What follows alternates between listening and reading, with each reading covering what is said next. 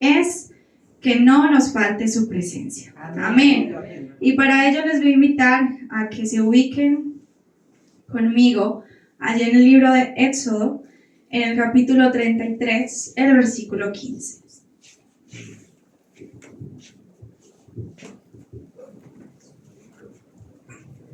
Éxodo 33, versículo 15, ya está allí proyectado. Lo vamos a leer todos a una sola voz. Amén. Y dice la palabra del Señor. Y Moisés respondió: si tu presencia no ha de ir conmigo, no nos saques de aquí. Amén. Pueden estar cómodos, hermanos. ¿Cómo les dije que era el tema? Que no nos falte su presencia. Estoy muy nerviosa. ¿Para qué les voy a mentir? Bueno, en este versículo que está allí en Éxodo, es una conversación que tiene ¿quién? Moisés con Dios, ¿verdad? Moisés, dice la palabra del Señor, que hablaba con Dios cara a cara. Y en ese momento Israel había pecado muy gravemente. Y Dios les dijo que Él enviaría un ángel, pero que Él no iría. Es ahí donde Moisés le dice estas palabras. Si tu presencia no va a ir con nosotros, no nos saques de aquí. Bueno, yo creo que en ese momento el Señor Jesucristo, o Dios, en su infinita misericordia le permitía a todas estas personas que fueron grandes en el Antiguo Testamento tener grandes sueños, ¿cierto? Abraham le prometió ¿qué? ¿Qué le prometió de eso, Abraham? Tendría una gran descendencia, una tierra prometida, ¿verdad? Y hoy en día muchos de nosotros tenemos esas tierras prometidas, quizás no con ese nombre, pero tenemos sueños, desde niños tenemos metas, pero si vamos sin el Señor, qué bonito tener el pensamiento de Moisés, todos esos sueños y todas esas metas son en vano, ¿verdad? Son vacías, no tienen sentido, se vuelven superficiales y peligrosos. Quiero tomar el ejemplo bíblico de la historia de Eli. ¿Cuántos conocemos la historia de Eli? Amén. ¿Los niños conocen la historia de Eli? No. Bueno, la vamos a conocer un poquito. Amén. ¿Qué dice la palabra del Señor sobre Eli? ¿Quién era Eli? Un sacerdote, ¿verdad? ¿Y cuántos hijos tenía? 2. ¿Y cómo se llamaban esos hijos? Ofnis y Fineas. Pues no sé cómo se pronuncia eso, ¿cierto? Ellos dos. Resulta que Eli era un sacerdote y ellos permanecían muy cerca del altar por todos los deberes y privilegios que conlleva el ser sacerdote. La palabra del Señor allí en 1 Samuel 2:12 dice que los hijos de Eli eran hombres impíos y no tenían conocimiento de Jehová. Amén, textualmente dice eso. Luego dice, y tomaban la carne de los sacrificios antes de que se ofreciera a Dios. Eso era considerado robo, porque tomaban en vano las ofrendas que el pueblo llevaba para Dios. La palabra de Jehová escaseaba en aquellos días. No había visiones con frecuencia. Dice que los hijos de Eli eran unos tremendos básicamente. Cometieron muchos pecados, siendo hijos del sacerdote y también teniendo o desarrollando actividades sacerdotales. ¿A qué quiero ir con esto? Hay una canción muy bonita, pero yo creo que al final la cantamos, si no se me olvida. Se llama Muéstrame tu gloria. Y es muy, muy interesante analizar que los hijos de Eli, teniendo el privilegio de estar cerca del altar, teniendo como el acceso a la presencia del Señor, se negaron totalmente a recibirla. La enseñanza de esto es que muchas veces, les voy a contar así como a modo de experiencia personal, y es que nosotros como hijos de pastores tenemos mucho acceso a la planta física, ¿cierto? Al templo. pero eso no nos asegura en lo absoluto estar cerca de la presencia del Señor. Eso le pasó a los hijos de Eli. Y bueno, a todos como cristianos, el poder estar cerca, el asistir, el ser cristiano, el servir, el ser músico, el desarrollar alguna actividad, no nos asegura que la presencia del Señor nunca nos vaya a faltar, ¿cierto? No nos lo asegura. Sin embargo, la presencia de Dios no es algo ocasional, no es algo como que dure de lunes a viernes y se vaya a pasear sábado y domingo. La presencia del Señor tiene que ser un estilo de vida. Amén. Luego en esta misma historia, pero se la lee en su casa, se la va a contar así a vuelo de pájaro. Nos dice que Israel se fue a una guerra y que se llevaron como amuleto el arca, ¿verdad? Se la llevaron como amuleto porque ellos estaban muy lejos de la presencia del Señor y dijeron, no, si nos llevamos el arca, estamos desganados. Sin embargo, en esa guerra murieron 30.000 hombres. Ustedes se imaginan 30.000 hombres, muchísimos, ¿verdad? El arca fue tomada y los hijos de Eli murieron. Yo estaba leyendo que en varias ocasiones Eli le llamó como la atención a sus hijos, pero no hizo nada al respecto, no tomó acción. Solamente les dijo como que, hijos, dejen de hacer esto y ya. Pero no hubo ninguna corrección. Sus hijos mueren y cuando Eli muere se declara Icabod. Esta palabra significa la gloria se ha apartado de Israel. Finés es uno de los hijos, fue uno de los hijos de Eli. Su esposa tuvo un hijo y ese hijo tomó ese nombre, Icabod. La gloria se ha apartado de Israel. Y es muy interesante ver cómo el Señor Jesucristo empieza a inquietar a Samuel, ¿cierto? Pues, y yo me imagino allá Samuel dormido y que escuche una voz por allá que le diga Samuel, y se levante y le diga Eli, dígame, aquí estoy. Y Eli, no, yo no lo estoy llamando, vaya, siga durmiendo. Y Samuel, ve, pero tan raro, ¿será que me estoy volviendo loco? Se vuelve a acostar. Otra vez, Samuel. Y él, pero Eli, ¿qué? Y se levanta otra vez, yo me lo imagino, ¿cierto? Eli, sí, señor, aquí estoy, dígame. Y Eli, no, yo no lo estoy llamando, vaya, acuéstese a dormir. Y yo, pues, yo no sé, como que en los pensamientos se van a decir, uy, ¿será que me está fallando aquí como la mente? ¿Qué será que está pasando? Pero luego entiende que es el Señor quien le estaba haciendo el llamamiento. Y ahí, bueno, ya Dios llama a Samuel, Samuel empieza a servirle al Señor de una manera muy especial, es muy bonita. Esa historia ya la conocemos, ¿verdad? Es muy, no sé cómo llamarlo, pero esa historia yo la puedo, o podemos relacionar esto con muchos contextos de nuestra vida. Cuando yo estaba más niña, ustedes piensan que uno, porque es hijo de pastor, no es un santo, ¿cierto? La iglesia piensa eso. O que la familia pastoral es. Pero estamos en el mismo camino de todos ustedes, ¿cierto? Vivimos las mismas cosas. Y bueno, gracias al Señor tenemos el privilegio de servirle en esta parte, que como ya lo mencioné, es un verdadero privilegio. Pero cuando yo era niña no entendía muchas cosas, muchos de esos privilegios. Y yo, gracias al Señor, tuve la oportunidad de estar en el altar desde muy niña, de tener acceso al servicio desde muy niña. Y quizás muchos cristianos no tienen eso. Por eso, para mí eso siempre fue un privilegio. Hoy lo considero privilegio, pero uno siendo un niño no le mira el valor que el servicio a Dios tiene, ¿cierto? De pronto un niño se puede subir acá a cantar un especial y vive una vida, no le va a llamar mala, pero vive en su vida de niño, ¿cierto? Donde de pronto para él es importante la oración, es importante la santidad, y bueno, uno no entiende muchas cosas, y son cosas naturales. Bueno, yo también fui esa niña.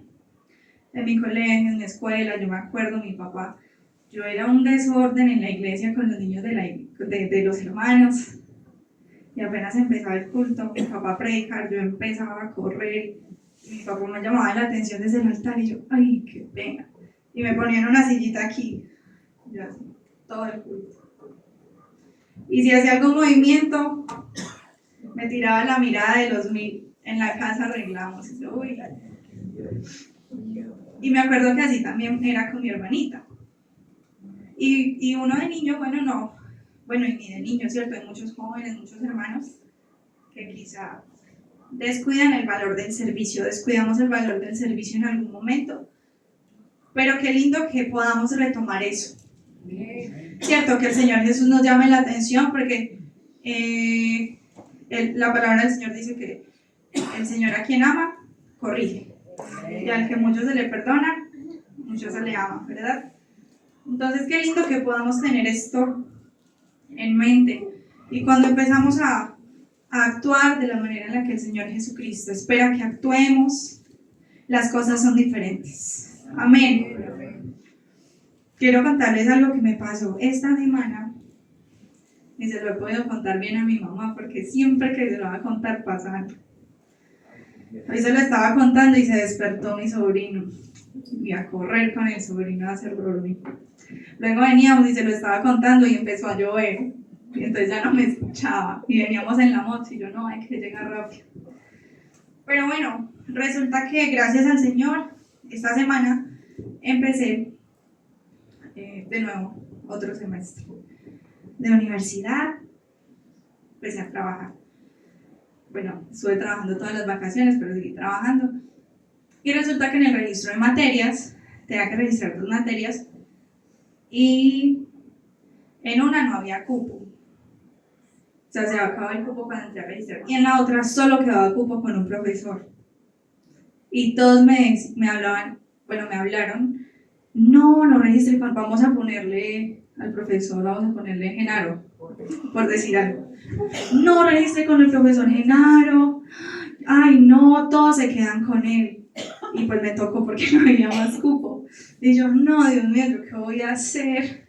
Pero bueno, cuando un día antes de entrar a la universidad, revisé otra vez el horario, porque me dijeron que habían hecho cambios.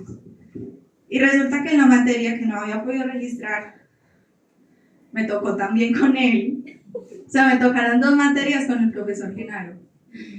Y yo, no, Dios mío, pero la vida del salado no tiene descanso. Y entonces llegué a la universidad. Yo, ay, Dios mío, bendito, ¿qué vamos a hacer? Cuando, bueno, la primera clase con él, todo bien. Yo dije, bueno, de la mano del Señor salimos adelante, no veo nada como malo. Luego el viernes tuve la otra clase y eran 4 horas con él. Y entonces empezó y dijo, bueno chicos, solo habíamos 7 en el salón. Dijo, bueno chicos, cada uno va a enviar una foto de cada uno al WhatsApp y nos va a contar un poco sobre su vida. Entonces llegó mi punto, bueno, yo soy Giret, tengo 20 años, soy cristiana. Entonces pues, él empezó a hacerme preguntas de mi trabajo. Y resulta que este semestre yo tengo que hacer prácticas en colegios, con niños de 5 a 10 años. Entonces yo, ay no, yo quiero hacer las prácticas de mi trabajo porque me queda duro ir al colegio. Eso no se me dio. Y bueno, estuve haciendo el proceso con mis compañeros. Cuando al final de la clase quedábamos solo 2, ya el resto se habían ido, ya habían terminado su proceso de ARL y eso. Y yo así, ¿qué voy a hacer, Dios mío? Cuando me dice, Giret, ¿tú trabajas los sábados? Y yo le dije, no. O sea, sí, pero yo puedo mover mis horarios para no trabajar los sábados. ¿Por qué, profe? Entonces me dijo, ¿a ti no te interesaría trabajar aquí en la universidad? Y yo, uy, ¿cómo así? ¿En qué? No, pues de profe de niños. Entonces yo le dije, sí, claro, profe. Entonces me dijo, dale, voy a cuadrar con los demás profes, con el director del programa y mañana te llamo. O sea, hoy. Entonces esta mañana recibí un mensajito de él y me dijo que si podía subir al programa. Entonces yo subí y me puso de una vez a dar clase. Y entonces me dijo como que solo hemos abierto un cupo, pero generalmente los estudiantes mandan como su hoja de vida para trabajar con estos niños, con la universidad y con estos niños. Sin embargo, a pesar de que solo hemos tenido 2 clases, yo veo mucho talento en ti, veo mucho potencial, no sé qué es, no sé qué es porque yo no te distingo, no, o sea, nada. Y solo nos queda un cupo, yo quiero que ese cupo lo tomes tú. ¿Qué te parece? No, yo casi me pongo a llorar de la felicidad. Me dijo, yo te valgo esto como prácticas, tu trabajo, no tienes que dejar de ir a trabajar pues en la semana, en la academia, todo súper bien. Y yo cuando iba en la moto de regreso para mi casa, me venía se me venían muchos pensamientos de que cuando uno de verdad toma su vida espiritual en serio, le suceden cosas buenas, ¿cierto? Todos sabemos que nosotros, como cristianos, como seres humanos, no nos salvamos por obras, ¿cierto? Si fuese por obras, eso estaría así, o estaría, por el contrario, vacío. Pero las obras empiezan a importar desde el momento en el que nos hacemos bautizar. Amén. Y qué bonito que con nuestro ejemplo, que con la manera en la que hablamos, con la manera en la que hacemos nuestro trabajo, podamos reflejar la presencia del Señor. Amén. La palabra del Señor en 2 de Samuel 6:1 nos cuenta una historia muy bonita y es la historia de Obed-Edom. No sé si alguien la conoce. Amén. Y aquí quiero pasar a qué sucede cuando se honra la presencia del Señor.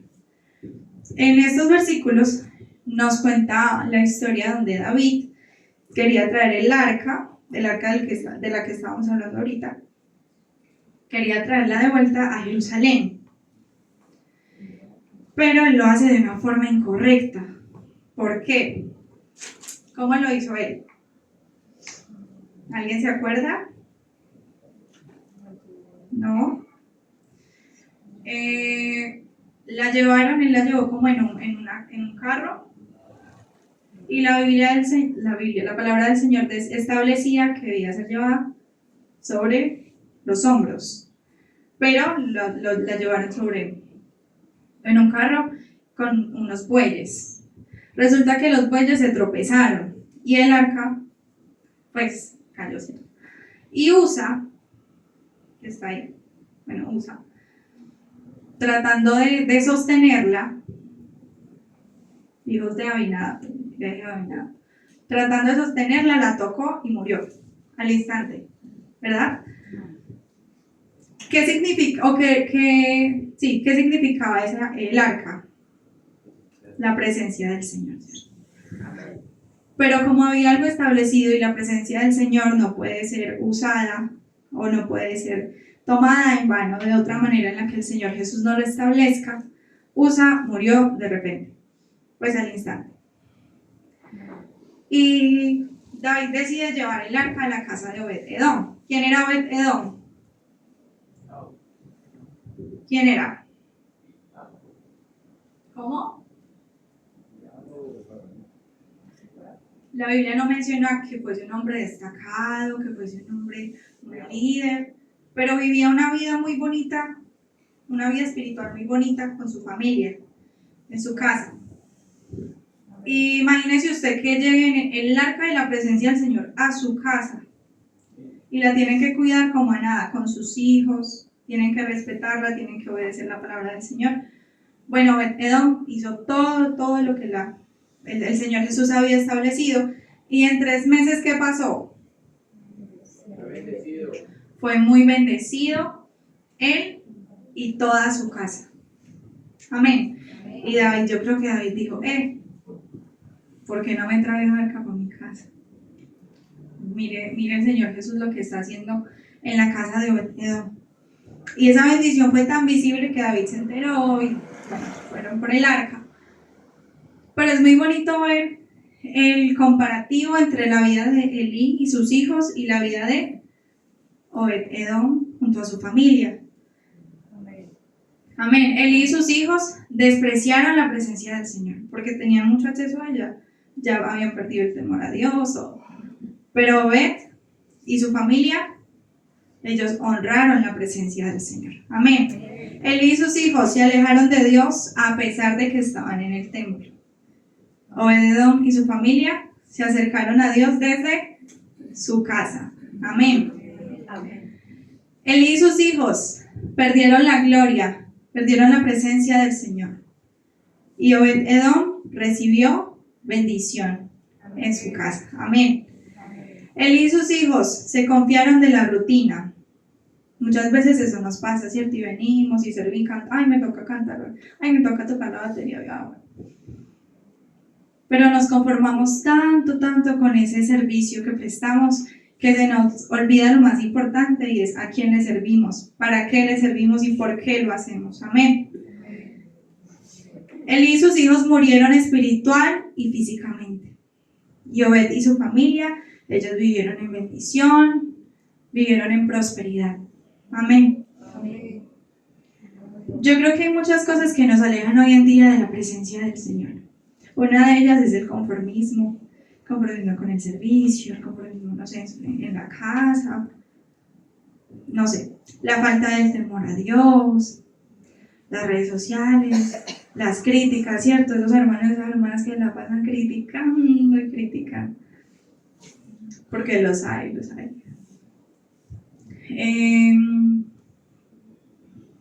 La indiferencia espiritual, ¿cierto? Venimos acá, estamos cantando los coros, las alabanzas, y usted allá sentado, bueno, un hermano allá sentado, mirando para el techo, diciendo, van a cantar otro coro y siguen cantando. No, Dios mío, este culto va a estar como largo. Uy, esa hermana como cantó de feo. Uy, ese coro que cantaron que ni la iglesia se lo sabe. Y aunque usted no lo crea, hay muchos hermanos que están y vienen a la iglesia con ese pensamiento. Y eso es lo que genera esa indiferencia al servicio a Dios, porque usted ve aquí a alguien sirviendo y lo está haciendo con todo su corazón, con toda su alma, transmitiéndole al Señor lo que siente mediante una alabanza y usted allá pensando en otras cosas. Entonces qué lindo que cuando vengamos a este lugar entendamos el significado del por qué venimos, ¿cierto? Venimos en agradecimiento. El Señor Jesús no nos debe nada, pero nosotros en agradecimiento por la obra que Él ha hecho en nosotros, por entregar su vida en la cruz por nosotros, venimos a adorarle, amén, por este regalo tan lindo de la salvación. Quiero invitarles a que se ubiquen en sus pies.